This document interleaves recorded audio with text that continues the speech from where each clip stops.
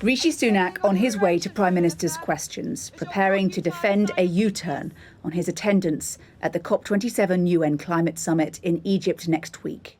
Just a few days ago, he was apparently too busy to go.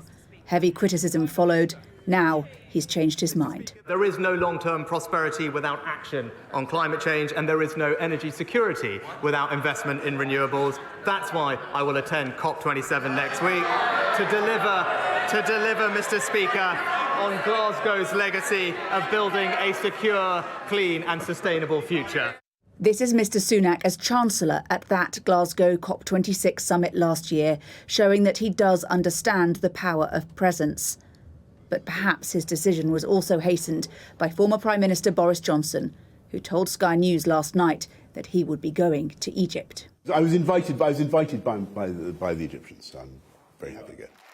Whatever the reason for Sunak's change of heart, opposition MPs are unimpressed. The Prime Minister has clearly been shamed into going to COP27, and the fact that he had to be dragged kicking and screaming to going to this important summit shows he just doesn't get it. The back and forth at number 10 has already had an impact on the UK's reputation as a leader on tackling global warming, but there will be other consequences too. The point of the United Nations summit is for countries to overcome domestic political issues and focus on climate change. But for many attending COP27 in Egypt, what's going on in there has become an unwelcome distraction at a time when there is still a huge amount of work to be done.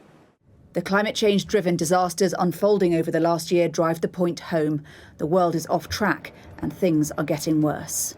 I think it sends an awful signal to all countries, because clearly, if industrialized nations like the UK, like France, like Germany or the US do not achieve their climate objectives, if they do not respect their climate commitments, how can we expect that other countries, emerging and developing countries, could do so?